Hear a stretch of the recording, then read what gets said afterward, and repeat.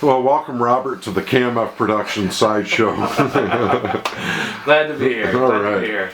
It looks good. Now, we need to work on headroom here a little bit, I think. There you go. Okay. Perfect. Robert, Yeah. I've known you for a short time here, but obviously you're passionate about film. Yeah.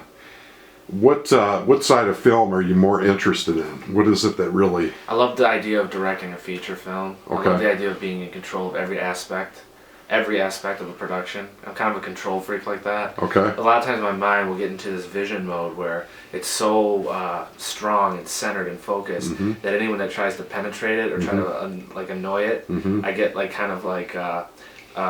it's my baby. You know what I mean? So you're possessive. Right. I feel like I've directed a lot of different corporate stuff and a lot of things with a mutual director, but I'm looking to direct something that is bigger and longer reaching. Okay.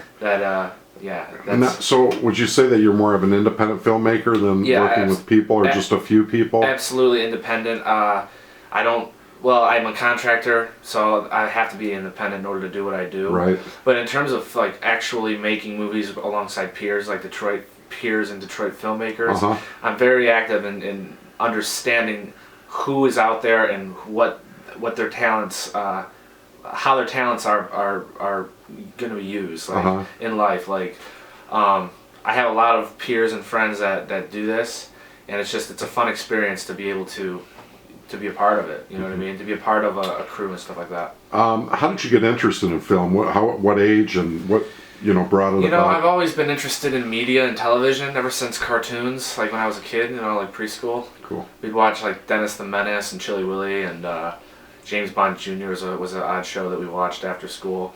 But the TV was always kind of like a comfort thing for me. I would learn from the television. And a lot of people say that TV is not good for you, and I totally disagree with that. Now, are you a reader as well, or do you really more enjoy the visual communication? I am a visual communicator. I can understand visually better than I can reading like a novel or a book. Okay. A script is a little different because it's a script. So it's basically essentially a movie. Right. You know what I mean? A lot of times what I'll do is I'll watch a film that I really enjoy and then read the script afterwards to see what they included and what they didn't, how they modified the quotes, how they modified the dialogue, the monologues, whatever. Because a lot of times they do that. A lot of times things aren't scripted exactly. And if I really like a movie, for instance, there's this movie Sideways, and they had like these weird scenes where... Is that with Sandra Bullock? No. Sideways is a film about these two friends that go off on a wine trip. One of them is getting married, and the other one is just recently divorced. Oh, Giovanni, or what's... Yeah. I can't think of his name. Right. I saw it. Yeah, he's the shit. Good flick. Yeah, it's a really good movie. But I read the script after the fact, and they had all these oddball, distant scenes where, like, they're fantasies and stuff. Like, it would take them into this weird, dark place, and I'm like, I'm so glad that they didn't do this in the movie, and because it would have ruined the movie. You know what I mean? So, but visually, I can identify with eye movement, like where on the screen a person should be focused, and then cut to the next thing. It's either going to jux that or it's going to stay on that. So I'm very keen on this type of area. Now, Robert, not only are you experienced with the camera use and the videography, if you will, but you're also very skilled with editing. Would you say that the editing really tells the story, the way you piece it together, it can make or break a film? It absolutely can make or break a film. I mean, if you have a sloppy edit, if you have a cut just a few frames off, it could interrupt the whole flow of a scene. I look at editing as it's something that you play around with and you feel out. Because a lot of times you'll go back, and a lot of times you're under time constraint and you have to have a certain amount of time for a certain amount of part. It's basically a giant jigsaw puzzle.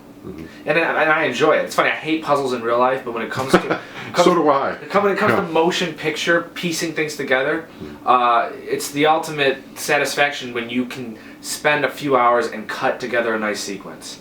And it's also, it enhances it more when you have music and sound and things of that sort. And then the performances are good and the color's good. There's a lot of layers to making a film, and people don't realize that. That's why, with the film that we're trying to accomplish here, it's going to take a little more time because we're talking about nature. We want the naturist colors to be really pure and nice, so that's a color grade thing. That's just one aspect of hundreds of different things that could potentially be. Now we're fortunate that we have knowledge and we are guerrilla filmmakers. So that's a plus for anyone who's trying to maybe is thinking about investing in films, or anyone, we're very low overhead, we're very relaxed. We approach it, at least I approach things as just kind of, here we are, let's see what we can get out of it, and then deal with it editing later. Okay, now in terms of editing, to talk further,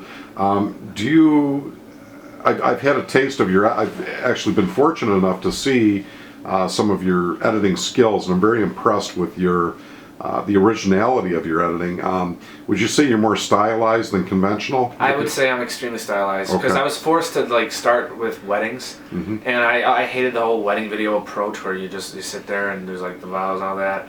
So I would think about films that I'd like Fellini and Martin Scorsese, and I would do these stylized things that were unsequenced.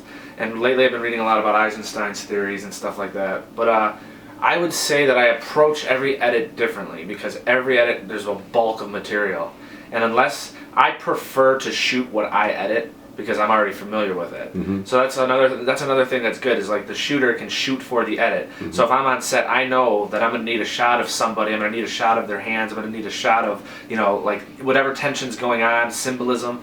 I'm very quick and like that. You know what I mean? And it's very good for editing because it makes things like rapid fire and paste. It just speeds up the process of completing a film. Now, aside from your commercial editing experience and filming, as well as wedding video and editing, do you have a favorite genre that you like to work with? I love dramatic stuff that's not supposed to be dramatic. For instance, I've cut a couple of wedding reels that were just interesting enough where you would get faces of people that looked like... It's weird, I'm funny like that. It's a wedding, but I want it to feel tense. Right.